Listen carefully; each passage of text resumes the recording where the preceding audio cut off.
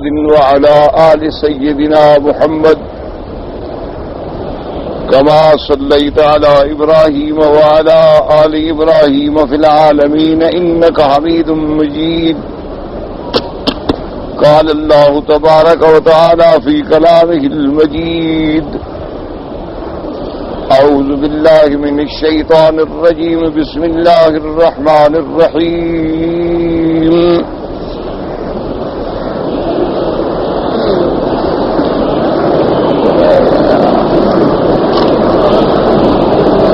موضوع الدرس فی بیان ما احل به لغیر اللہ، سورۃ البقرہ، تفسیر ابن کثیر۔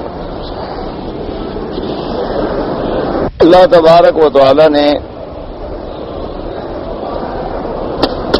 کلام مقدس کی ان آیات مبارکہ میں جو قرآن پاک کی سورۃ بقرہ کی آیات ہیں ارشاد فرمایا: یا ایھا الذین آمنوا کلوا من طیبات ما رزقناکم واشکروا للہ ان کنتم ایاہ تعبدون۔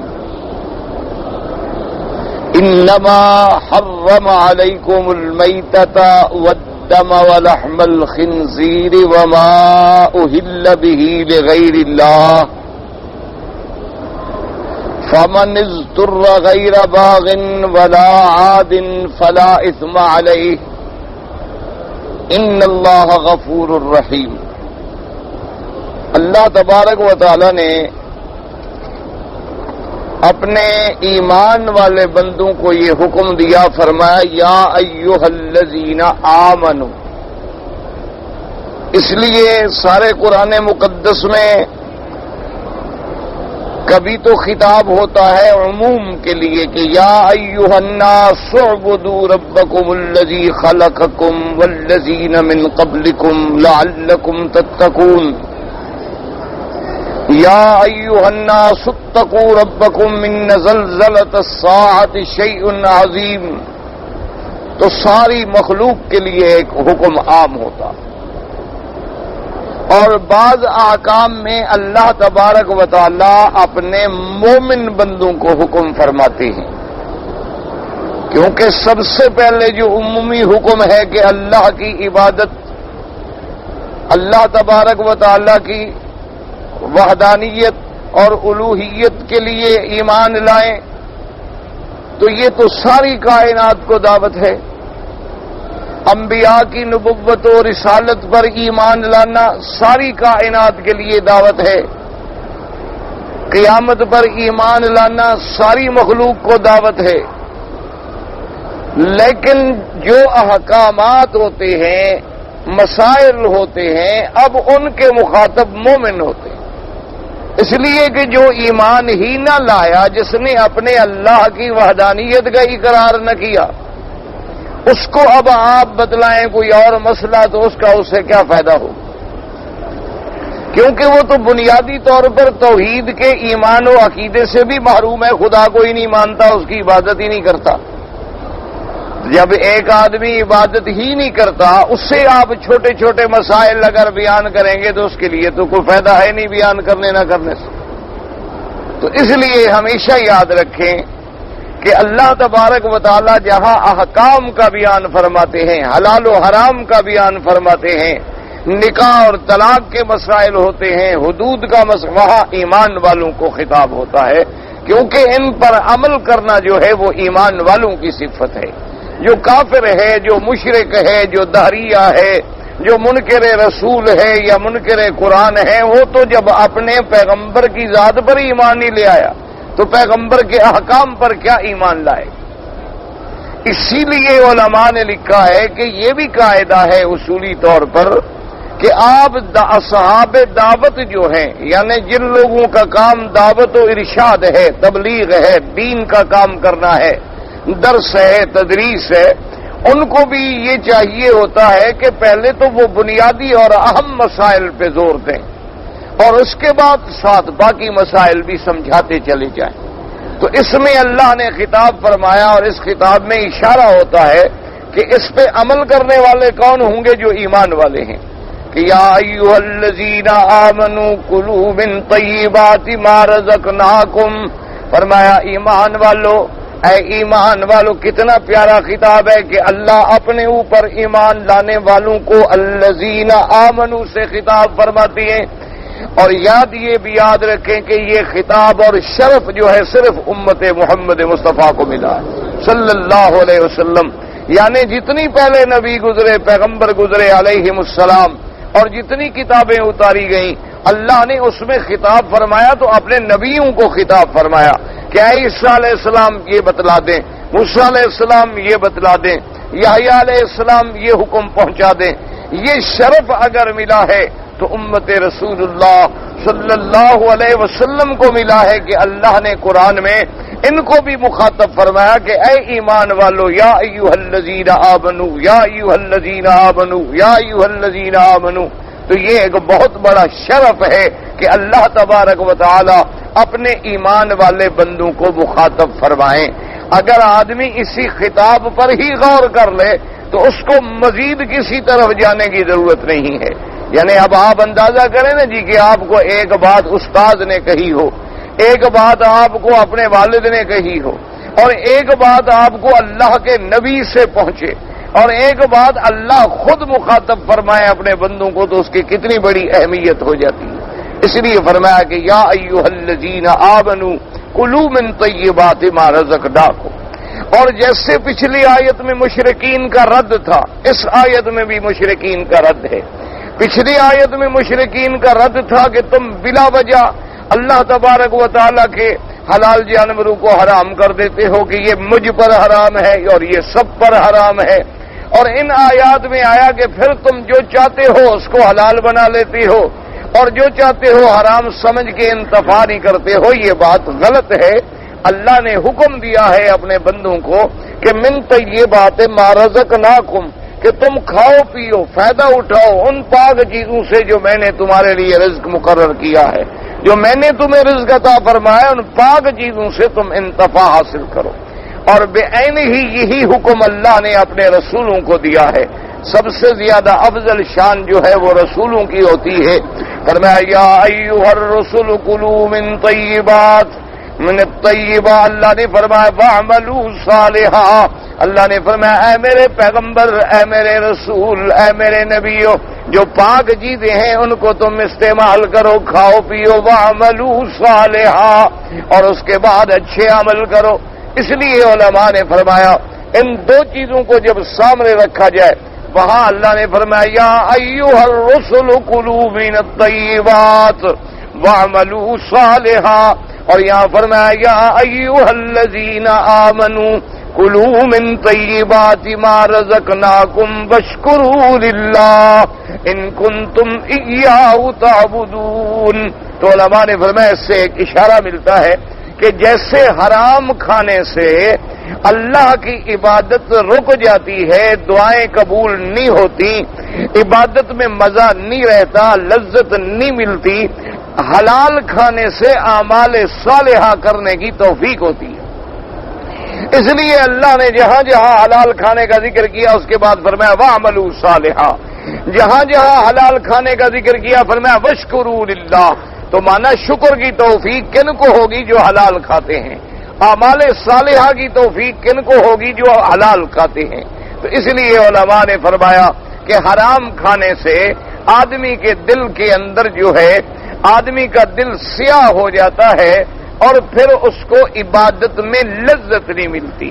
یعنی وہ نماز پڑھے گا، بس اگر پڑھنی بھی پڑے گی تو یہ سمجھے گا کہ چلو ہم نے کوئی بوجھ ہے اتار دیا، یا چلو بھئی لوگوں کی دیکھا دیکھی پڑھ لو، یا اگر میں نہیں پڑھوں گا اور شکایت ہو جائے گی تو یہاں تو اسلامی حکومتیں پکڑ کے ڈنڈے بھی لگا دیں گے، اس لیے پڑھ لو. ایک ہے کہ نماز میں اس کو لذت ملے. جیسے اللہ نے فرمایا کہ مومن کی نشانی یہ ہے کہ قلبہ معلق بالمساجد، اس کا دل جو ہے مسجد میں گویا اٹکا ہوا ہے کہ بس وہ ہر وقت اسی فکر میں ہے، بوڑھا ہو گیا، کمزور ہو گیا، پوچھ رہا ہے بیٹا ذرا دیکھنا گھڑی نماز کا وقت تو نہیں ہو گیا. تو اب گھر والے کہیں گے نہیں جی ابھی تو 2 گھنٹے دیر ہوگا. نہیں ذرا دیکھیں نا، ذرا گھڑی دیکھ کے مجھے بتاؤ. اور کیا وجہ کیا ہے کہ دل اس کا مسجد کے اندر اٹک جاتا ہے، اور جب وہ مسجد میں آ جاتا ہے تو سمجھتا ہے کہ میں جنت کے باغوں میں آ گیا ہوں. کیونکہ حضور صلی اللہ علیہ وسلم نے ارشاد فرمایا ہے کہ اذا مررتم من ریاض الجنت فرتعوا، آپ نے فرمایا کہ جب تم جنت کے باغوں سے گزرا کرو تو کچھ چر لیا کرو۔ صحابہ نے پوچھا کہ یا رسول اللہ صلی اللہ علیہ وسلم وہ جنت کے باغ کدھر ہیں کہ ہم چر لیں؟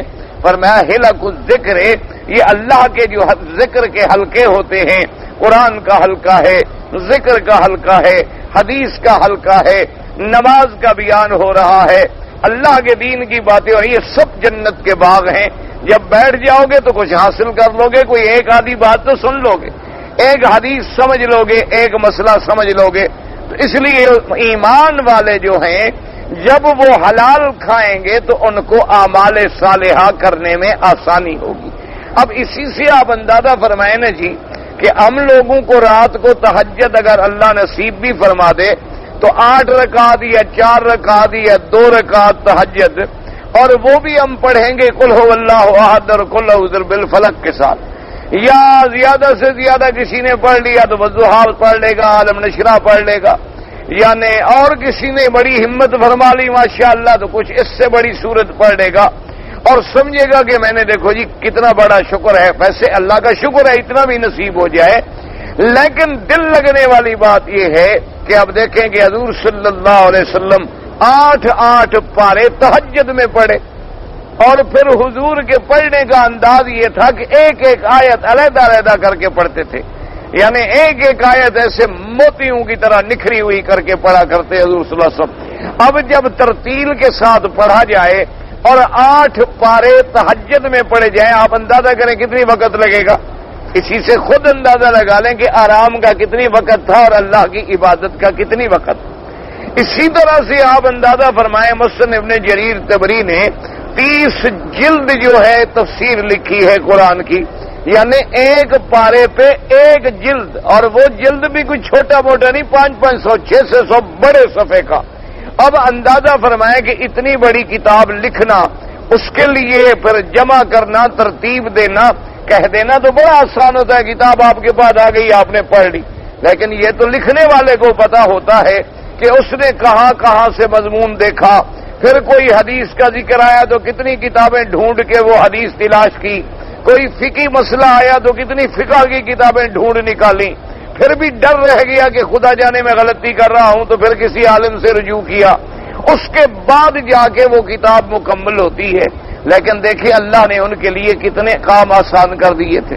اسی طرح کتاب الخراج جو ہے، امام ابو حنیفہ رحمۃ اللہ علیہ کے مایہ ناز شاگرد جو گزرے ہیں امام ابو یوسف رحمۃ اللہ علیہ، تقریباً 300 جلدوں میں انہوں نے کتاب لکھی، یعنی آپ اندازہ کریں کہ اب تو وہ ملتی نہیں ہے کہ دشمنوں نے جب ملک فتح کیے تو ان کو ضائع کر دیا گیا۔ ایسے لوگ بھی گزرے ہیں ماشاءاللہ کہ جنہوں نے ایک ایک آدمی نے 200 250 کتابوں کے مصنف گزرے ہیں۔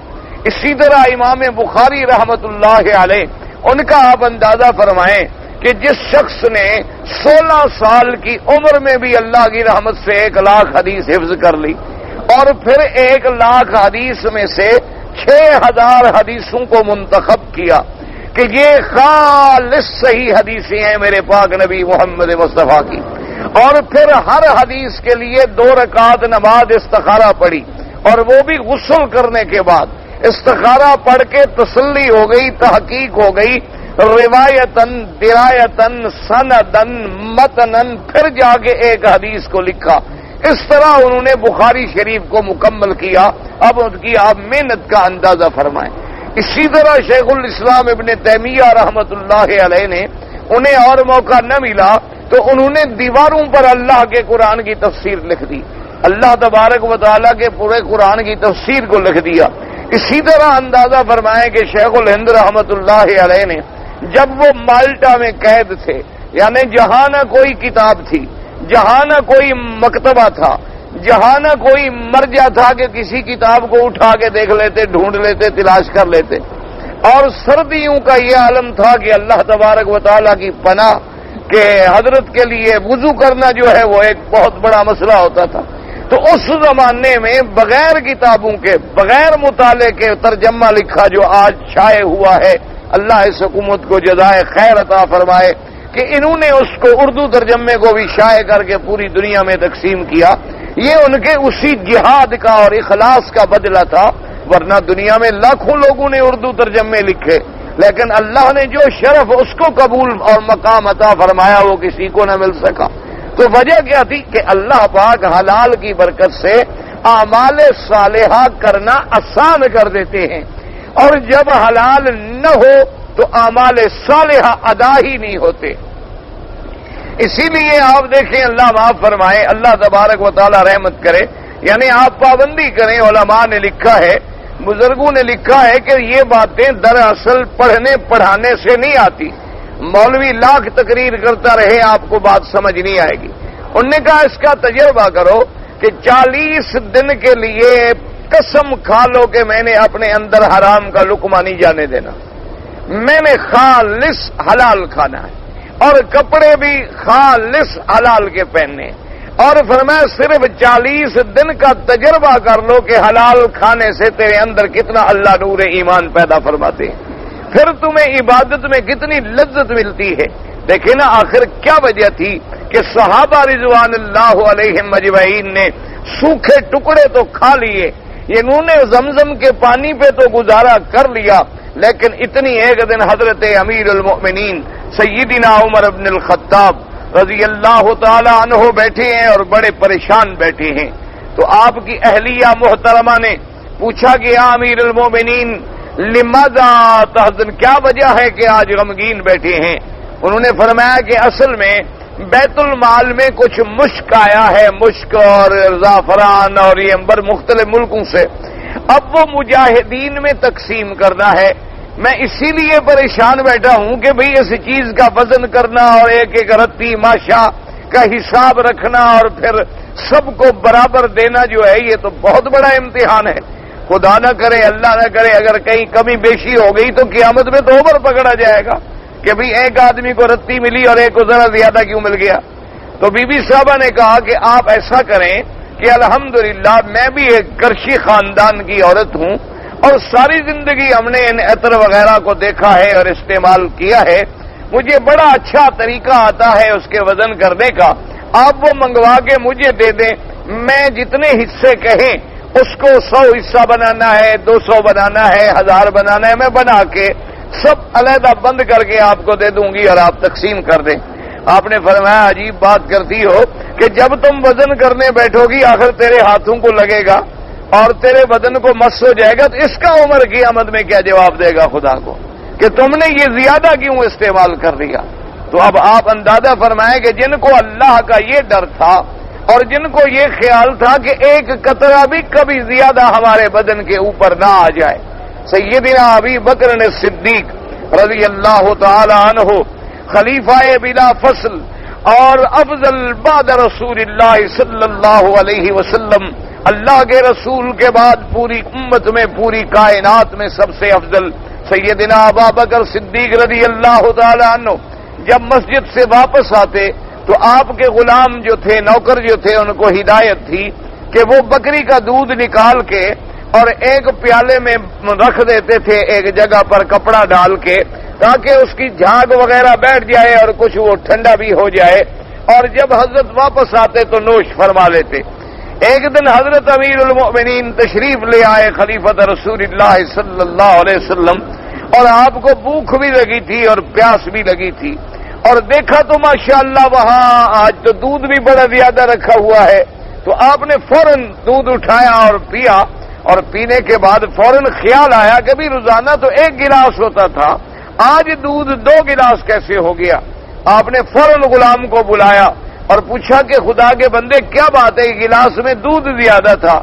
اس نے کہا حضور اصل بات یہ ہے کہ ایک زمانے میں جب میں کافر تھا، اسلام ابھی میں نہیں لے آیا تھا، ایک قوم کا کوئی آدمی بیمار تھا، اس زمانے میں میں منتر شنتر پڑھا کرتا تھا، تو اس کو میں نے منتر شنتر پڑھا تھا، وہ ٹھیک ہو گیا، پھر مجھے ان کے بعد اس کی ملاقات نہ ہوئی، پھر اللہ کی شان ہے میں مسلمان ہو گیا، اب مدتوں کے بعد وہ آدمی مجھے رات ملے تھے تو انہوں نے مجھے دودھ لا کے ہدیہ دیا، تو میں نے وہ دودھ آپ کے لیے رکھ لیا۔ اچھا اگر شرعاً دیکھا بھی جائے تو حضرت ابو بکر کے لیے تو یہ حرام ہونے کا سوال ہی پیدا نہیں ہوتا، کیونکہ اس کو تو غلام نے ہدیہ دیا ہے، یہ قاعدہ ہوتا ہے، مثلا کسی نے آپ کو کوئی چیز دی ہے، آپ نے مجھے ہدیہ کر دیا ہے تو میرے لیے تو کوئی مسئلہ نہیں ہے پوچھنے کا. جیسے کہ میرے آقا کی صحیح حدیث مبارک میں موجود ہے، حضور صلی اللہ علیہ وآلہ آلہ وصحبہ وسلم آپ بی بی کے گھر میں آئے، دیکھا کہ بکرے کا گوشت پک رہا ہے، لیکن حضور کو گوشت انہوں نے پیش نہ کیا. تو حضور نے فرمایا کیا وجہ ہے کہ مجھے تم نے گوشت نہیں دیا؟ انہوں نے کہا حضور یہ گوشت صدقے کا گوشت ہے اور آپ صدقے کا مال کھاتے نہیں ہیں. آپ نے فرمایا لکہ صدقۃ ولنا ہدیۃ، اللہ کی بندی وہ خیرات تو تمہیں دے گیا تھا، تم تو مجھے ہدیہ دے رہی تھی نا.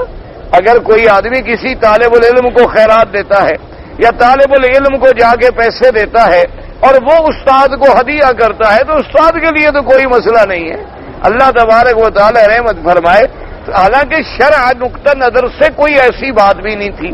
اچھا اگر بفرض محال اس نے کوئی منتر پڑھا اور منتر کے الفاظ میں شرک نہیں تھا تو اجرت لینا بھی جائز ہے.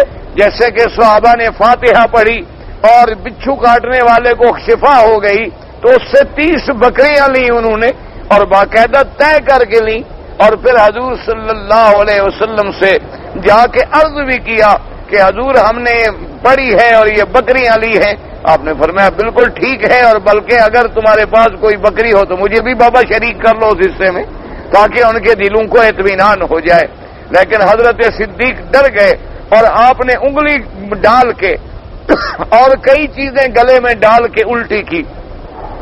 وہ تو غلام فرماتے ہیں کہ حضرت ابی بکر اتنی دیر کوشش کر کے الٹی کرتے رہے کہ میں ڈر گیا کہیں حضرت ابو بکر کی جان نہ نکل جائے. اور اس کے بعد کہنے لگے کہ یا اللہ جتنی مجھ سے ہو سکتا تھا میں اپنی ہمت سے نکال سکا ہوں، اب باقی اگر میرے رگوں میں کوئی چیز چلی گئی ہے تو تو معاف فرما دے. یعنی یہ احتیاط تھی کہ ہمارے بدن میں کوئی حرام کا ایک نقطہ بھی اندر نہ چلا جائے. ان کو پتہ تھا کہ جب حرام کی کوئی چیز بدن میں چلی جاتی ہے تو پھر اللہ تبارک و تعالیٰ کی عبادت میں لذت نہیں ملتی، پھر اللہ تبارک و تعالیٰ کے ہاں دعائیں قبول نہیں ہوتی. ورنہ آپ اندازہ فرمائیں کہ اگر میرا ایمان ہے کہ اللہ کا کعبہ ہو اور لاکھوں مسلمانوں کا مجمع ہو اور وہ کھڑے ہو کے دعا کریں اور پھر مسائل حل نہ ہوں، کشمیر میں ظلم ہوتا رہے، افغانستان میں صلح نہ ہو، مسلمان ہر ملک میں ذلت و نکبت کا شکار ہو اور رو رو کے بھی دعائیں مانگی جائیں اور ان کے نتیجے بھی کوئی نہ نکلے، تو اس کی وجہ کیا ہے؟ وہ بالکل وہی وجہ ہے جو میرے آقا نے فرمائی تھی. آپ نے فرمایا مطعمک حرام وملبسک حرام. فرمایا جب تیرا کھانا حرام کا ہوگا، جب تیرا لباس حرام کے پیسے سے بنا ہوگا تو بڑی لمبی لمبی دعائیں کرے گا یا رب انا یستجاب لک. پھر کہاں سے تیری دعائیں منظور ہوں گی؟ یہ تو کبھی کبھی جو دعا منظور ہوتی ہے پتہ نہیں اللہ جانوروں پہ رحم کرتے ہیں، پتہ نہیں اللہ کیڑے مکوڑوں پہ رحم کرتے ہیں، پتہ نہیں اللہ اپنے کن کمزور بندوں پہ رحم کر کے ہماری کوئی بات مان لیتے ہیں. ورنہ ہمارا تو اس مقام پہ ہو گیا ہے کہ آج نہ ہمارا کھانا حلال ہے، نہ ہمارا پینا حرام ہے حلال ہے، نہ ہمارا پہننا حلال ہے. الا قلیل من عبادی الشکور. بہت تھوڑے بندے ہوں گے جو آج حلال اور حرام کا فکر کرتے ہیں. تو اس لیے اللہ نے حکم دیا کہ اے ایمان والو جو چیزیں میں نے حلال کر دی ہیں ان کو استعمال کرو. جب ان کو استعمال کرو گے اور اس کے بعد میرا شکر کرو تو شکر کے اندر عبادت بھی شکر ہے، نماز بھی شکر ہے، تلاوت بھی شکر ہے، زبان سے شکر کرنا بھی شکر ہے، اللہ تبارک و تعالیٰ کا قرآن پڑھنا بھی شکر ہے، اللہ کے احکام کی تعمیل کرنا بھی شکر ہے، اللہ نے جو ہمیں آزاد دیے ہیں ان کو اللہ کے فرما برداری میں لگانا بھی شکر ہے. اس لیے اللہ تبارک و تعالیٰ نے حکم دیا ہے. اور اس سے یہ مسئلہ بھی نکلا کہ یہ نہ کیا کرو کہ حلال چیزوں کو بھی آدمی جان کے چھوڑ دے. یعنی ایک آدمی کہے کہ جی نہیں جناب میں تو اللہ کے حرم میں آ گیا ہوں، اب میں نے تو جی ہر چیز چھوڑ دی ہے، ہم نے تو حرم کے لیے حضرت فیصلہ کر لیا کہ گھر نہیں جائیں گے، بیوی شادی نہیں کریں گے، بس یہ خدا کے کعبے میں پڑے ہوئے ہیں. سبحان اللہ. یہ کوئی مقام نہیں، کوئی درجے شرطے بلند نہیں ہوتے، بلکہ اللہ تبارک و تعالیٰ معاف کرے آدمی اور اللہ کے ہاں پکڑا جاتا ہے. اللہ تبارک و تعالیٰ نے یہ حکم نہیں دیا. جیسے کہ صحیح حدیثوں میں موجود ہے کہ صحابہ رضوان اللہ علیہم اجمعین نے جب سنا کہ پہلے زمانے میں لوگوں کی عمر جو ہے 1000 سال عمر ہوتی تھی، 2-2 ہزار سال عمر ہوتی تھی، 500-500 سال عمر ہوتی تھی، تو صحابہ نے سوچا کہ بھئی ہماری عمر تو 60-70 سال ہے، تو جن لوگوں نے اللہ کی عبادت 1000 سال کی ہے ان کے مقام کو تو ہم نہیں پہنچ سکیں گے۔ ایک آدمی 70 سال نماز پڑھے اور ایک آدمی 1000 سال نماز پڑھے، تو بھئی ہم ان کا مقابلہ کیسے کر سکتے ہیں؟ تو انہوں نے کہا کہ چلو آؤ آج ہم فیصلہ کرتے ہیں۔ بعد نے کہا کہ فیصلہ یہ ہے کہ ہم روز روزہ رکھیں گے، کبھی چھوڑیں گے نہیں، افطار کریں گے۔ بعض صحابہ نے کہا کہ بھئی ہم ایسا کرتے ہیں کہ آج کے بعد رات کو کبھی نہیں سوئیں گے، ساری رات عبادت کریں۔ بعض صحابہ نے کہا کہ چلو بھی میں تو ایسا کرتا ہوں کہ بالکل میں نس بندی کرا لیتا ہوں، شادی کے قابل ہی نہیں رہوں گا، میں کبھی شادی نہیں کروں گا، کیونکہ جب شادی کریں گے تو پھر بیوی کا خیال رکھو، پھر بچے پیدا ہوں گے، پھر بچوں کا خیال رکھو، ان کی ذمہ داریاں ہیں، سکول ہے، تعلیم ہے، علاج ہے، معالجہ ہے، پھر تو عبادت ہو ہی نہیں سکتی، لہذا ہم قطعاً شادی نہیں کریں گے، تو لہا خصی ہو جائیں گے۔ حضور صلی اللہ علیہ وسلم کو خبر ملی کہ یا رسول اللہ صلی اللہ علیہ وسلم، آپ کے صحابہ ایسا مشورہ کر رہے ہیں کہ اللہ کی عبادت کے لیے شادی ختم، اللہ کی عبادت کے لیے رات کا سونا ختم، اللہ کی عبادت کے لیے گوشت کھانا ختم، اللہ کی عبادت کے لیے دن کا افطار کرنا ختم۔ حضور غصے میں آ گئے، حضور جلال میں آ گئے، حضور تشریف لے آئے، فرمایا ادھر بلاؤ کون ہے وہ صحابہ جنہوں نے یہ فیصلہ کیا ہے؟ فرمایا تم نے کیا ہے؟ انہوں نے کہا ہاں یا رسول اللہ، عمر جو ہماری چھوٹی سی عمر ہے، ہماری عمر 60 65 70 سال عمر ہوتی ہے، اور 10-15 سال تو آدمی کے پہلے بچپن میں گزر جاتے ہیں، پھر اس کے بعد آدمی کو عقل آتی ہے، اس میں ایک حصہ رات کا سونے میں گزر گیا، باقی صرف دن بچ گیا، تو ہم نے اللہ کی عبادت ہی کتنی کی؟ پہلے لوگوں نے تو ہزاروں سال عبادت کی۔ حضور جلال میں آئے، فرمایا ایکم مسلی، فرمایا تم میں سے کون ہے جو میرا مقابلہ کر سکتا ہو؟ صحابہ نے کہا حضور آپ کا مقابلہ کون کر سکتا ہے؟ تو فرمایا کمال کرتے آکل و اصوم و افطر، میں روزہ بھی رکھتا ہوں، افطار بھی کرتا ہوں، انام و اسلی، میں رات کو نیند بھی کرتا ہوں اور نماز بھی پڑھتا ہوں، میں شادی بھی کرتا ہوں اور اللہ کے حقوق بھی ادا کرتا ہوں، تو تم کیسے مجھ سے بڑھ جاؤ گے؟ اللہ کے بندے یہ دین نہیں ہے، اللہ نے جو حکم دیا ہے اس کے مطابق زندگی گزارو۔ اور پھر میرے اللہ کو کیسا رحم آیا امت محمد مصطفیٰ پہ، اللہ نے فرمایا جبریل میرے مدنی کو جا کے بتلا دو، آپ کے صحابہ کا اتنا جذبہ ایمان ہے، ان کی وجہ سے میں نے آپ کی ساری امت پہ رحم کر دیا ہے کہ اب میں رمضان میں آپ کو ایک رات ایسی دے دوں گا کہ ایک رات عبادت کر لو تو 1000 مہینے کے برابر ہو گئی۔ تو جس آدمی کو اگر 10 رمضان مل گئے تو 10,000 راتیں اس نے عبادت کر لی، جس کو 20 رمضان مل گئے تو 20,000 راتیں عبادت کر لی، تو پہلی امتیں پھر کیسے مقابلہ کر سکتی ہیں؟ اللہ تبارک و تعالیٰ نے وہ لیلۃ القدر کی رات ہمیں عطا فرما دی، اور قرآن میں فیصلہ کر دیا کہ خیر من الف شہر، تو لہذا یاد رکھیں کہ آدمی حلال کھائے، حلال پیے، شادی کرے، بیوی بچوں کے حقوق ادا کرے، یہ نہیں کہتے کہ وہ بڑا صوفی ہوتا ہے جو بیوی بچے چھوڑ دے۔ بعد ہمارے لوگ دین کے جذبے میں آتے ہیں نا، کہتے ہیں جی بس ٹھیک ہے جی ہم نے دین کا کام کرنا ہے، بس بیوی کو چھوڑ دیا ہے، ہم تو جناب 5 سال سے خدا کے حرم میں پڑے ہیں، بیوی اور جی ادھر گھر ہے، ہمیں خیال ہی نہیں آتا۔ یہ قیامت میں پکڑا جائے گا کہ اس نے اپنی بیوی کا حق کیوں نہیں ادا کیا، اس نے اپنے بچوں کا حق کیوں نہیں ادا کیا۔ بوڑھے والدین اپنے ملک میں دھکے کھا رہے ہیں، جی میں جی کعبے میں پڑا ہوا ہوں، یہ بالکل جھوٹ ہے، یہ نہ کوئی نیکی ہے، نہ کوئی اللہ کے ہاں درجہ ہے، اور نہ اس کی شریعت میں کوئی اجازت ہے۔ اسلام یہ کہتا ہے آتوا لکل ذی حق حقہ، ہر حق والے کو حق پہنچاؤ، والدین کا حق ادا کرو، علماء کا حق ادا کرو، اپنے اولیاء کا حق ادا کرو، اولو الامر کا حق ادا کرو، اپنے بدن کا حق ادا کرو، پھر جا کے کہیں مسلمان بنو گے۔ یہ اسلام نہیں ہے کہ تم کہو کہ چلو جی بیوی ہے تو پڑی رہے، 5 سال سے جی میں تو مدینہ شریف میں رہتا ہوں، ایسے مدینہ شریف میں رہنے کا کوئی فائدہ نہیں ہے۔ ہاں اگر تم اتنے تنگ آ گئے ہو تو اس کو طلاق دے دو، وہاں اور شادی کر لے اور تم یہاں اپنی کوئی شادی وادی کر لو۔ اگر کوئی ایسا مسئلہ بھی ہو گیا ہے کہ تمہاری بالکل وہاں کوئی بننے کی صورت نہیں رہی ہے، تو ایسا تو نہیں کہ ایک عورت کو معلقۃ بین السماء والارض، کہ تم نے آسمان و زمین کے درمیان میں لٹکایا ہوا ہے، نہ طلاق دیتے ہو کہ وہ بیچاری کوئی اور راستہ نکالے، اور نہ تم اس کے حقوق ادا کرتے ہو، تو بتلاؤ وہ کیا کرے گی؟ اس لیے اگر اس نے کبھی گناہ کیا تو اس کے سارے گناہ بھی تجھ پر ہوں گے، اس پر تو ہوں گے سو ہوں گے، لیکن تم بھی اس کے گناہوں میں برابر کے شریک ہو جاؤ گے. اس لیے اللہ نے فرمایا کلوا من طیبات ما رزقناکم واشکروا للہ ان کنتم ایاہ تعبدون. اور اس کے بعد فرمایا کہ ہم نے تم پر حرام کیا انما حرم علیکم المیتۃ والدم ولحم الخنزیر وما اہل به لغیر اللہ. فرمایا ہم نے حرام کیا تم پر کیا؟ یاد رکھو میتہ، میتہ مانا مردہ، مردار جانور. اور دوسرا کیا حرام کیا؟ دم، خون. اور تیسرا کیا حرام کیا؟ لحم الخنزیر، خنزیر کا گوشت.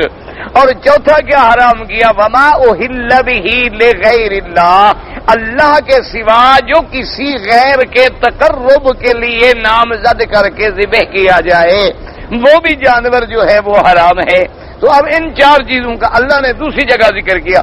فرمایا قل لا اجد فيما اوحي الي محرما على طاعم يطعمه الا ان يكون ميتة او دما مسفوحا او لحم خنزير. وہاں بھی کیا فرمایا اللہ نے کہ اللہ پاک نے فرمایا کہ میں نے نہیں پایا وحی میں اپنے اوپر حرام مگر چیزوں کو. کیا؟ میتہ.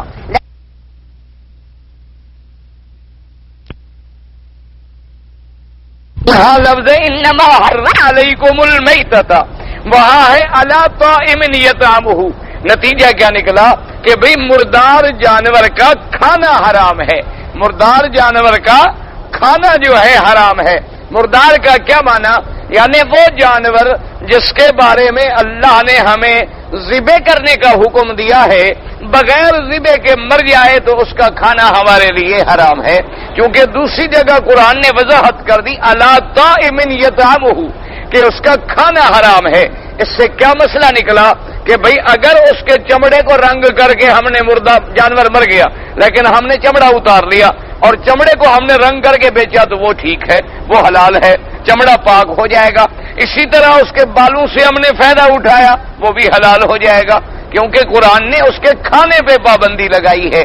اللہ نے پابندی لگا دی الا طاعم یطعمہ الا ان یکون میتۃ او دما مسفوحا او لحم خنزیر فانہ رجس او فسق وما اہل به لغیر اللہ. تو یاد رکھیں. اچھا ویسے کوئی آدمی مردار جانور بیچے یا حرام بیچے تو حرام کا بیچنا بھی حرام، حرام کا خریدنا بھی حرام، حرام کا کھانا بھی حرام. یہاں سے مسئلہ نکل گیا. مثلا شراب حرام ہے، جیسے پینا حرام ہے ویسے بیچنا حرام، ویسے خریدنا حرام.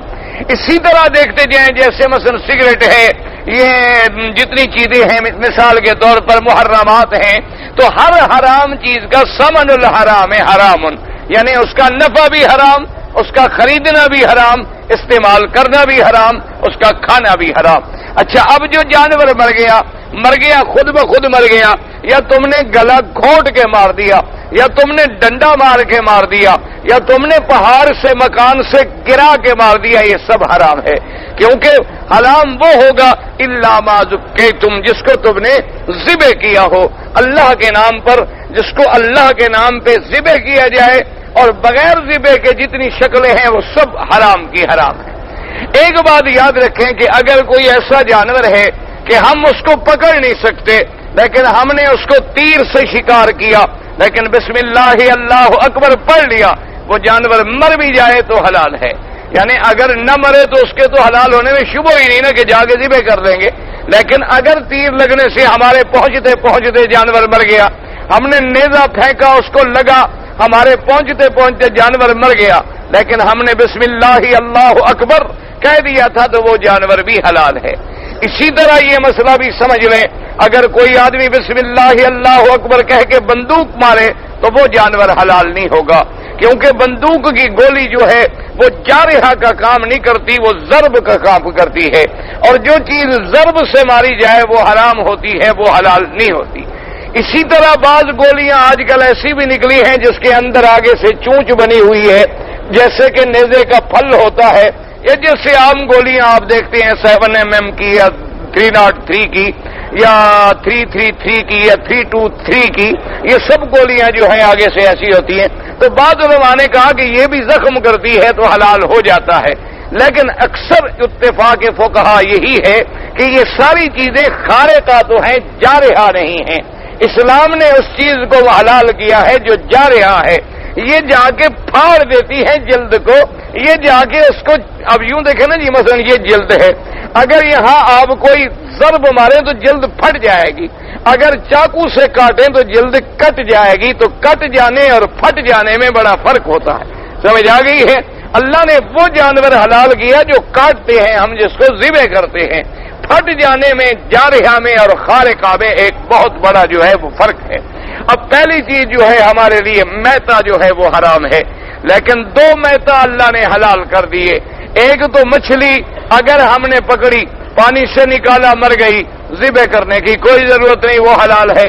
اسی طریقے سے ایک ٹڈی، مکڑی جس کو آپ کہتے ہیں نا، مکڑی اگر گر گئی یا اڑ رہی تھی اور آپ نے کپڑا مارا اور گر گئی، مر گئی، اس کو بھی ذبح کرنے کی ضرورت نہیں، وہ بھی بغیر اس کے کھائی جا سکتی ہے۔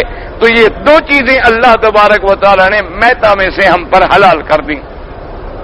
اور آگے فرمایا انما حرم علیکم المیتۃ والدم، اور دوسری چیز کیا حرام ہے؟ فرمایا خون حرام ہے، یعنی خون کا کھانا، خون کا پینا، خون کا بیچنا سب حرام ہے۔ لیکن کون سا خون؟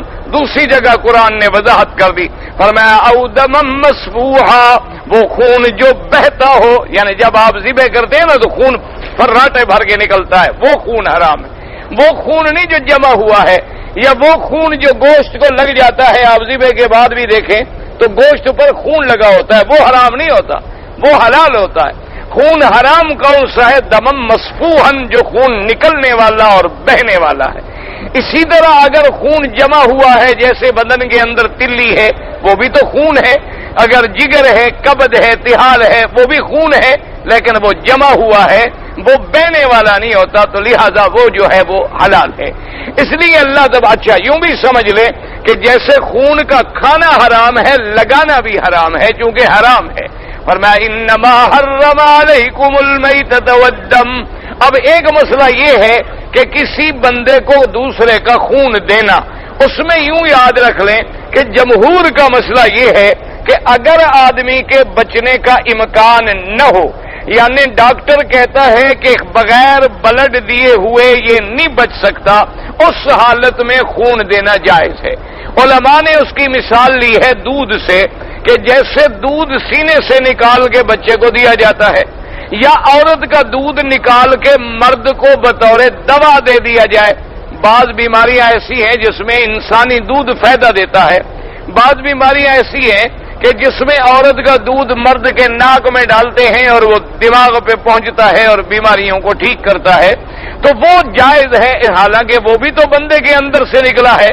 اور دودھ بھی دراصل کیا ہے؟ خون ہے، خون کے بعد دودھ بنتا ہے۔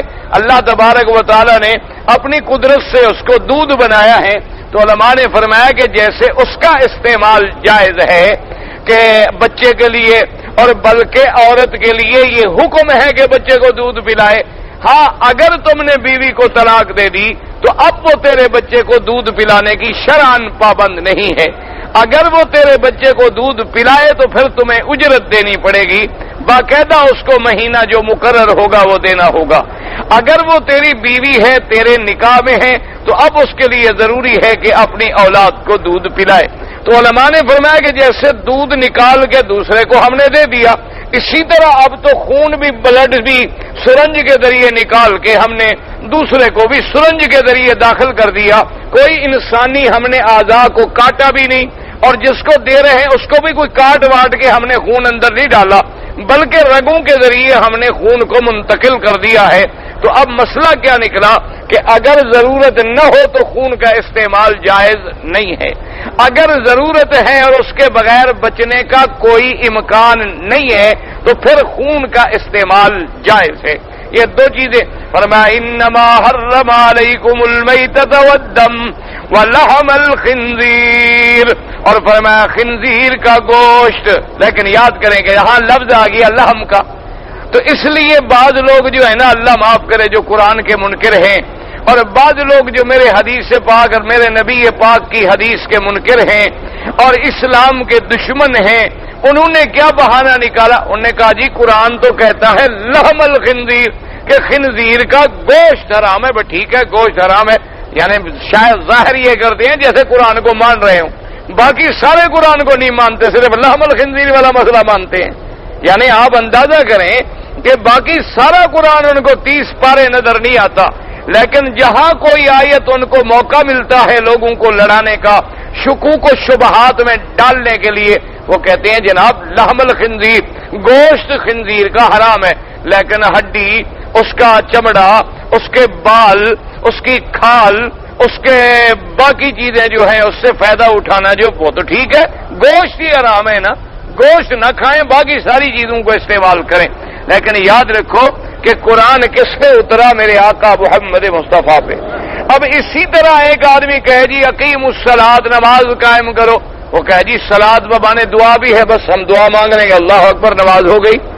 ایک آدمی کہے جی اقیم الصلاۃ، صلاۃ کا معنی جو ہے تحریک الصلوین ہے، بندہ ہلاتا ہے بدن کو، میں ہلا لوں گا، نماز میری ہو گئی، بس خلاص، السلام علیکم۔ تو پھر تو آپ سارا قرآن ہی بدل ڈالیں گے۔ ایک آدمی کہے جی آت الزکات، زکات دو، کہے گا جی ٹھیک ہے میں نے 1 ریال دے دیا، بس زکات دو، میں نے دے دی، ختم ہو گئی بات۔ یہ کہاں لکھا ہوا ہے کہ میں 2.5% دوں؟ یہ کہاں لکھا ہوا ہے کہ 40 بکری سے میں 1 بکری دوں؟ تو اس لیے قرآن تب سمجھ آئے گا جب صاحب قرآن حضرت محمد الرسول اللہ صلی اللہ علیہ وعلا آلہ وصحابہ وسلم تسلیما کے دروازے پہ جائیں گے کہ حضور نماز سے کیا مراد ہے؟ حضور فرمائیں گے سلو کما رأیتمونی اصلی، کہ میرے کلمے پڑھنے والوں آؤ میں تمہیں پڑھ کے دکھاتا ہوں نماز کیا ہے۔ حضور ہمیں پڑھ کے دکھائیں گے کہ فجر کی نماز یہ ہے، ظہر کی نماز یہ ہے، عصر کی نماز یہ ہے، مغرب کی نماز یہ ہے، عشاء کی نماز یہ ہے۔ اور دیکھ لو آج 1400 سال گزر گئے، الحمدللہ ثم الحمدللہ، دین کے جتنے بنیادی مسئلے ہیں ان میں کوئی اختلاف نہیں ہے، کوئی جھگڑا نہیں ہے۔ ایمان سے کہیں آج تک کسی شافی نے، حنفی نے، مالکی نے، حنبلی نے، آج تک کسی اہل حدیث نے، تبلیغ والے نے، کسی دیوبندی بریلوی نے کہا ہے کہ فجر کی نماز 2 رکعتوں کے بجائے 3 رکعتیں پڑھا کرو؟ کسی نے آپ کو کہا ہے کہ 5 نمازوں کے بجائے 6 نمازیں پڑھو؟ کسی نے آپ کو کہا ہے بھی مغرب اتنا عرصہ ہو گیا 3 رکعتیں پڑھتے رہو، مہربانی کرو 4 پڑھی کرو؟ کبھی نہیں۔ اختلاف اگر ہوگا بھی کسی نے کہا آمین زور سے کہو، کسی نے کہا آہستہ کہو، یہ تو اعلیٰ اولا کے مسئلے ہیں، اس کے اندر کوئی اصول کا تو مسئلہ ہی نہیں ہے۔ یہ تو ایک بعض ائمہ کے نزدیک کہ آمین ہم زور سے کہیں گے، بھی مسجدیں گونج جائیں، اللہ کا ذکر ہو اور پتہ لگے کہ عبادت ہو رہی ہے۔ اور بعض ائمہ نے فرمایا کہ بھائی آمین دعا ہے، اور قرآن کہتا ہے جب مجھ سے دعا مانگو تو چپکے سے مانگا کرو، خفیہ مانگا کرو، آہستہ مانگا کرو۔ لہذا یہ تو صرف افضل اولا کے مسائل ہیں، آمین کا مسئلہ ہو، رفع یدین کا مسئلہ ہو، اسی طرح فاتحہ کا مسئلہ ہو، یہ ایسے مسائل نہیں ہیں اللہ معاف کرے جن پہ کفر و اسلام کے فتوے لگیں، یہ ایسے مسائل نہیں ہیں کہ جن پہ آدمی سر پھٹبل کرے اور لڑائیاں لڑے، یہ ایسے مسئلے نہیں ہیں کہ امت کی نمازوں کو کہہ دے کہ ہوتی ہی نہیں ہے نا، اللہ سب کی نمازیں منظور و مقبول فرماتے ہیں، اللہ تبارک و تعالی سب پہ اپنی رحمتیں نازل فرمائیں۔ اصل میں میرے مدنی کا ہر عمل میرے مولا کو پیارا ہے۔ حضور نے جب آمین زور سے کہی، زور سے کہنے والے بھی موجود ہیں، آہستہ کہی تو آہستہ کہنے والے بھی موجود ہیں۔ اللہ نے آپ کے ہر عمل کو قیامت تک محفوظ رکھنا ہے، ہر عمل کے لیے ایک جماعت کھڑی کر دی، قیامت تک اس عمل کو زندہ رکھے گی، اس میں کوئی لڑنے کی بات نہیں ہے، ورنہ اصول دین میں کبھی کوئی جھگڑا نہیں ہے۔ آج تک دنیا میں آپ کوئی ایک مولوی کسی جماعت کا آپ یہ نہیں دکھا سکتے جس نے یہ کہا ہو کہ دم مسفوح جو ہے، بہنے والا خون جو ہے وہ حلال ہے۔ سوال ہی پیدا نہیں ہوتا، کیونکہ یہ تو قرآن کے مسئلے ہیں، منصوص ہیں، اس میں رد و بدل ہونے کا سوال ہی پیدا نہیں ہوتا۔ اختلاف کب پیدا ہوتا ہے؟ جب مسائل میں فروعی مسائل ہوں، اور اختلاف کب پیدا ہوتا ہے کہ 2 حدیثیں مل گئی، ایک حدیث میں یہ حکم ہے اور ایک حدیث میں یہ حکم ہے، تو گویا دونوں ٹھیک ہیں، بعض ائمہ نے اس حدیث پہ عمل کر لیا، بعض ائمہ نے اس حدیث پہ عمل کر لیا، تو اس لیے اللہ نے فرمایا کہ لحم الخنزیر۔ تو اب ہم نے حضور مدنی سرکار سے پوچھا کہ حضور ہمیں بتلائیں، آپ نے فرمایا سمجھ لو خنزیر ایک ایسا جانور ہے نجس العین کہ جس کی ہڈی بھی حرام، جس کے بال بھی حرام، جس کی کھال بھی حرام، جس کی چربی بھی حرام، جو زندہ بھی حرام، جو مردہ بھی حرام، جو ذبح کے ساتھ بھی حرام، بغیر ذبح کے بھی حرام۔ صرف لحم کا نام کیوں لیا گیا؟ اس لیے کہ ذکر چل رہا تھا انما حرم علیکم المیتہ کہ بھئی بکری مر جائے تو گوشت حرام ہے اور ذبح کر لو تو گوشت حلال ہے. تو کوئی آدمی یہ نہ سمجھ لے کہ شاید خنزیر کو بھی ذبح کر لو تو حلال ہو جائے گا. اس لیے اللہ نے فرمایا نہ اس کا گوشت تو ہر شکل میں حرام ہے, چاہے ذبح کرو بھی تو حرام ہے اور ذبح نہ کرو تو حرام ہے. اس لیے لحم الخنزیر کا نام لیا گیا. اللہ تبارک و تعالی کیونکہ ذکر کر رہا تھا بھی خون حرام ہے تو دوسری جگہ وضاحت آ گئی کون سا خون حرام ہے, دمن مسفوحا بہنے والا خون حرام ہے. حکم آ گیا میتہ حرام ہے لیکن دو میتہ حلال ہیں. کون سی؟ فرمایا کہ ایک جو ہے الجراد والسمک والحوت, ایک تو مکڑی اور ایک مچھلی, کیونکہ احل لکم صید البحر قرآن نے دوسری جگہ وضاحت فرما دی. اسی طرح بھئی مردار جانور کا گوشت حرام ہے لیکن بھئی اس کے چمڑا کھال کیونکہ قرآن نے وضاحت کر دی من اوبارہا واصفافہا واشعارہا اساسا ومتاعا الہین کہ اگر تم ان کی جو اوپر لو ہوتی ہے, ان کے اوپر جو بال ہوتے ہیں وہ تو بغیر دھونے کے بغیر رنگنے کے بھی استعمال کر سکتے ہو. البتہ جو چمڑا ہوتا ہے حضور نے فرما دیا کل اہاب دبغ فقد طہرا او کما قال رسول اللہ صلی اللہ علیہ وسلم. آپ نے فرمایا چمڑا حرام ہے مردہ کا لیکن جب اس کو آپ دباغ کر لیں, دھو ڈالیں نمک ڈال کے جیسے موچی حضرات دھوتے ہیں تو پھر وہ چمڑا قابل انتفاع ہو جاتا ہے. اسی پاک نبی نے ہمیں بتلا دیا کہ خنزیر کسی شکل میں بھی قابل انتفاع نہیں ہے, یہ نجس العین ہے, ذبح کرنے سے بھی حلال نہیں ہوتا. اور خدا کی شان ہے, وجہ کیا ہے علماء نے لکھا کہ ایک تو یہ سب سے مرغوب غذا پتہ ہے خنزیر کی کیا ہے, بندے کا فضلہ, یعنی انسان جہاں پیشاب پخانہ کرتا ہے نا سب سے محبوب غذا اس کی انسان کا پخانہ ہے. انسان کا فضلہ جو ہے وہ اس کو سب سے زیادہ لذت سے کھاتا ہے خنزیر. اور دوسرا اس میں بے حسی, بے حیائی, بے غیرتی کا مادہ ہے. یعنی اس کے اندر پہلا یہ جانور ہے کہ اتنی طاقتور ہونے کے باوجود آپ دیکھیں گے کہ مادہ ایک ہوگی اور پیچھے لائن لگی ہوئی ہوگی. جیسے آج کل بے حیا انسانوں کی لائن لگی ہوتی ہے, دیکھتے ہیں کہ عورت کا کمرہ دروازہ بند ہے, اندر ایک آدمی زنا کر رہا ہے اور باہر وہ انتظار میں کھڑا ہے کہ وہ نکلے گا اور پھر میں پیسے دے کے اندر جاؤں گا. یہ بالکل وہی خنزیر کی صفت ہے اور یہ بالکل وہی عمل ہے جیسے کوئی خنزیر کی اولاد کرتی ہو. اللہ تبارک و تعالی رحمت فرمائے اور اللہ تبارک و تعالی ہر مسلمان کو ایسی بے حیائی سے محفوظ رکھے. اچھا, اسی طرح آج تجربہ بھی شاہد ہے کہ جن ملکوں میں خنزیر کا گوشت کھایا جاتا ہے وہاں غیرت کا سوال ہی نہیں ہے, وہاں کوئی غیرت کا مسئلہ ہی نہیں ہے, وہاں کسی کی پابندی نہیں ہے. اللہ تبارک و تعالی معاف کرے, یعنی ماں باپ بیٹھے ہوئے ہیں گھر میں, نوجوان بھائی بیٹھے ہوئے ہیں اور نوجوان لڑکی ہے 18 سال, بس 17 سال کی ہو جائے اس کے بعد اس کا دوست آئے گا, ان کے ماں باپ کے سامنے ہاتھ میں ہاتھ ڈال کے ناچتے ہوئے چلے جائیں گے اور وہ کہتی جائے گی کہ ڈیڈی میرا انتظار نہ کرنا, میں رات ہو سکتا ہے کہ لیٹ ہو جاؤں اور اپنے فرینڈ کے ساتھ گزار لوں. اب ان کو کوئی جوں تک بھی نہیں رنگتی اور بڑے فخر سے تعارف کرواتی ہیں کہ جناب یہ میری بیگم کے دوست ہیں, اور بڑی فخر سے تعارف کرواتی ہیں کہ جناب میری بیگم بڑی سوشل ہے. آج کل تو اللہ معاف کرے بعض مسلمان یعنی انگریزوں کی نقل میں اتنی آگے بڑھے کہ شراب بھی پیتے ہیں, خنزیر بھی کھاتے ہیں, جوا بھی کھیلتے ہیں, ریس بھی کھیلتے ہیں, گھوڑے بھی دوڑاتے ہیں, گولف بھی کھیلتے ہیں, اسی طرح کے اریاں بیٹیوں کو لباس بھی پہناتے ہیں. یعنی وہ ایسے نقلی کافر بنے ہیں کہ اصلی کافر بھی پیچھے رہ گیا ہے, یعنی وہ بھی 10 قدم پیچھے ہٹ گیا.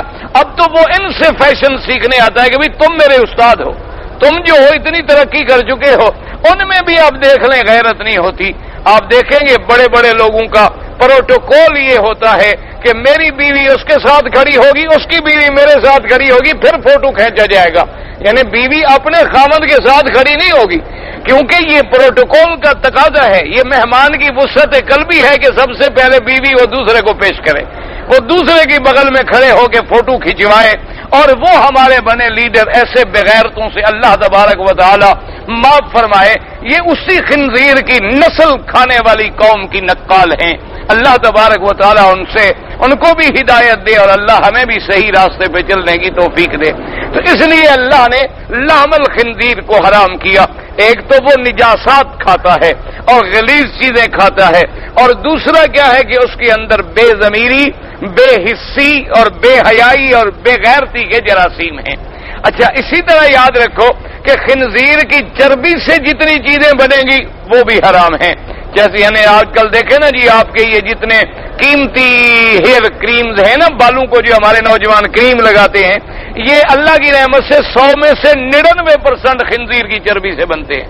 کوئی ایک آدھا اس کے بغیر بنتا ہو تو بنتا ہو، ورنہ 99% میں خنزیر کی چربی ہوتی ہے۔ اور جو آپ آج کل اللہ تبارک و تعالی معاف فرمائے یہ فیس کریمز ہیں اور یہ جتنی یعنی مہنگی کریمیں ہیں، ان سب کے اندر خنزیر کی چربی ہوتی ہے۔ اسی طریقے سے جتنی عورتوں کے میکیاج اور میک اپ کے اعلیٰ سامان ہیں، ان سب کے اندر خنزیر کی چربی ہوتی ہے۔ اور جو ہمارے آج کل بڑے آدمی شیونگ برش استعمال کرتے ہیں نا، سب سے قیمتی برش جو ہے اس کے بال خنزیر کے بال ہوتے ہیں، اور باقاعدہ لکھا ہوتا ہے اس برش پر کہ اس کے اندر خنزیر کے بال ہیں۔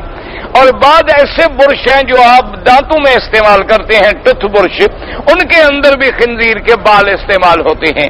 تو لہذا ایسی چیزوں کو ذرا پڑھ لیا کریں، ذرا دیکھ لیا کریں، اللہ معاف کرے، تاکہ کسی مسلمان کے اندر، کسی مسلمان کے بدن پر اس حرام نجس العین کی کوئی چیز آ جائے گی تو وہ عبادت کی لذت سے محروم ہو جائے گا، بلکہ بعض روایات میں ہے کہ 40 دن تک اس کی عبادت قبول نہیں ہوتی۔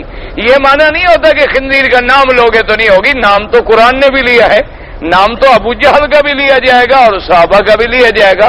ایک کے نام پہ ہم لعنت بھیجیں گے اور ایک کے نام پہ رحمت بھیجیں گے، نام لینے سے فرق نہیں پڑتا ہے۔ اچھا، اسی طرح جو ہے بعض کمپنیاں بسکٹ جو بناتی ہیں نا، خاص طور پہ وہ بسکٹ جن میں کریم والے ہوتے ہیں نا، کریمی بسکٹ جن کے درمیان میں کریم لگی ہوتی ہے، یا چاکلیٹ جتنے ہوتے ہیں، ان کو بھی پڑھ لیا کریں۔ اگر لکھا ہو اینیمل فائٹ یعنی جانور کی چربی سے استعمال کیا گیا ہے تو وہ یقیناً حرام ہوتا ہے۔ اگر اس میں ویجیٹیبل فائٹ ہو یعنی سبزیوں سے وہ نکالی گئی ہے چربی، تو یعنی وہ تھوڑی سی اس کو نرم کرنے کے لیے، تو پھر وہ جو ہے اس کا استعمال ٹھیک ہے۔ ان چیزوں سے خصوصی احتیاط کیا کریں۔ اللہ تبارک و تعالی ہر مسلمان کو ایسی بلاؤں سے محفوظ رکھے۔ اچھا، اور اسی طرح جو چیز ہے جسے پنیر بھی کہتے ہیں، جبنہ بھی کہتے ہیں اور چیز بھی کہتے ہیں، اس کو بھی جمانے کے لیے انزائم ڈالے جاتے ہیں خنزیر کے معدے سے ایک انفہا، عربی میں کہتے ہیں انفہا، وہ نکلتا ہے، انگریزی میں اسی کو انزائم کہتے ہیں، اس سے اس کو جمایا جاتا ہے۔ تو جس میں ایسی چیزیں ہوں ان سے بچنے کی کوشش کیا کریں۔ اللہ تبارک و تعالی نے اس چیز کو ایسا حرام کیا ہے کہ اس کا ذرہ ذرہ حرام ہے، فرمایا وَلَحْمَ الْخِنْزِيرِ۔ اب 3 چیزوں کا ذکر آ گیا، میتا اور دم اور اس کے بعد لحم الخنزیر، اور اس کے بعد چوتھی چیز کیا ہی فرمایا وَمَا أُهِلَّ بِهِ لِغَيْرِ اللَّهِ، یعنی وہ چیزیں جو اللہ کے سوا غیر اللہ کے نام پہ ذبح کی جائیں، اللہ کے سوا غیر اللہ کے نام پہ جن کو چھوڑا جائے، پکارا جائے، وہ چیز بھی اسی طرح حرام ہے جس طرح خنزیر حرام ہے۔ سمجھ آ گئی ہے؟ اچھا، اب اس میں 2 صورتیں ہیں، تفصیل تو انشاءاللہ زندگی رہی تو میں کل عرض کروں گا۔ ایک تو یہ ہے کہ مثلا دیکھیں یہ جانور ہے، اس کو ہم نے چھوڑا بتوں کے نام پہ، اور ذبح کرنے کے بعد بھی ہم نے کہا واللات والعزیٰ واللات والعزیٰ واللات، اس کے حرام ہونے میں تو کسی کو شک ہی نہیں کہ بھئی غیر اللہ کے نام پہ چھوڑا گیا اور غیر اللہ کا نام ذبح کے وقت لیا گیا، یہ بالاتفاق حرام ہے۔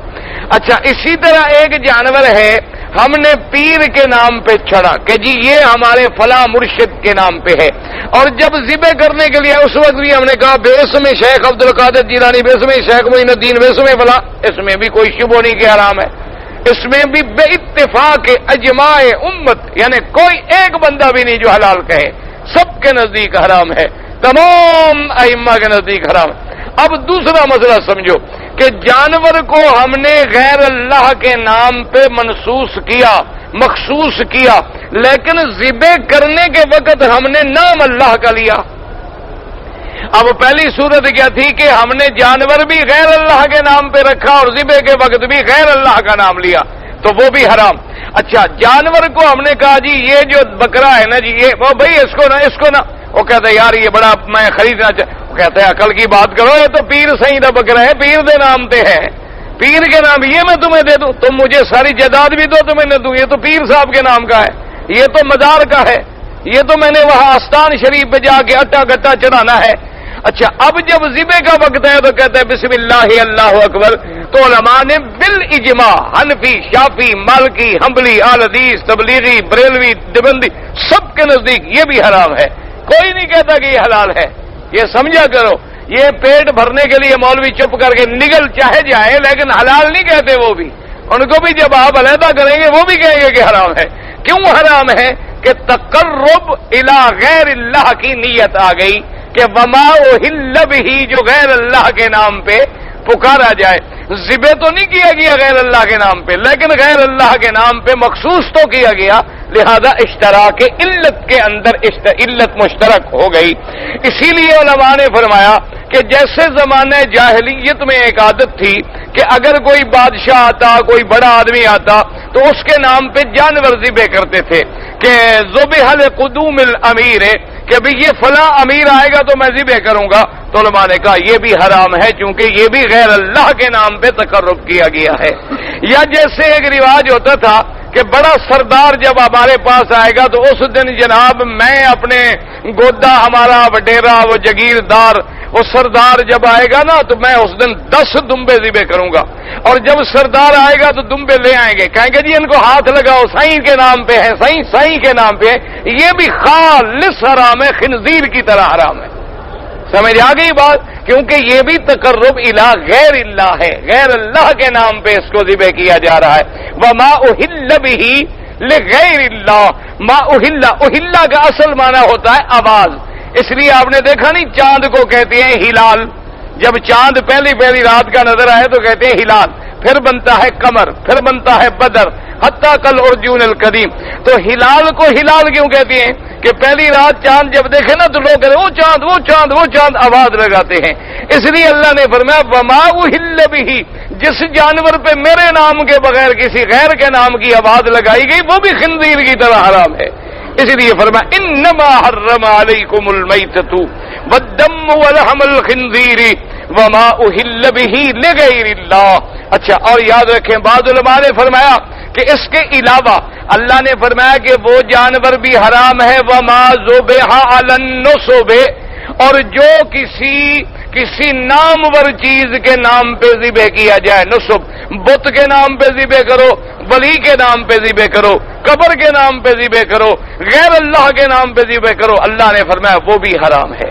اچھا اسی طرح علماء نے فرمایا چلو بھائی یہ جانور تو حرام ہو گیا لیکن یہ حلوہ مٹھائی دیگیں زردہ پلا یہ تو ذبح نہیں ہوتا.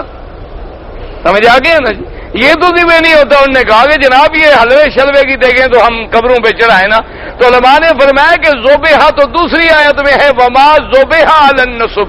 یہاں اللہ نے ذبح نہیں فرمایا وہاں فرمایا وما احل کہ جس چیز پہ میرے نام کے سوا کسی غیر کا نام لیا جائے وہ چیز جانور بھی ہو وہ چیز مٹھائی بھی ہو وہ حرام ہے.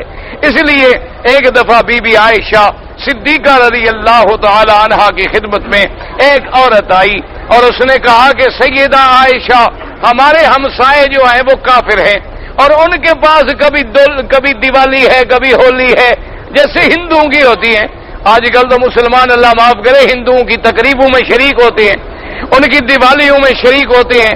اللہ معاف فرمائے اللہ پاک مسلمانوں کو غیرت دے اور اللہ تبارک و تعالی ان کو قوت ایمان عطا فرمائے. تو انہوں نے کہا کہ بی بی اب وہ ہمسائے ہیں اور ان کی روز مہینے میں کوئی نہ کوئی تہوار ہوتا ہے تو وہ جب کوئی گوشت وغیرہ تقسیم کرتے ہیں تو ہمیں بھی دیتے ہیں. تو آپ نے فرمایا بی بی عائشہ نے کہ فلا تاکلوها وکلوا من شجرها اگر کوئی پھل ول ہو تو چاہے کھا لیا کرو ان کا پکا ہوا کوئی چیز نہ کھایا کرو کیونکہ وہ غیر اللہ کے نام پہ انہوں نے تب اس کو غیر اللہ کے نام پہ چھوڑا ہوا ہے.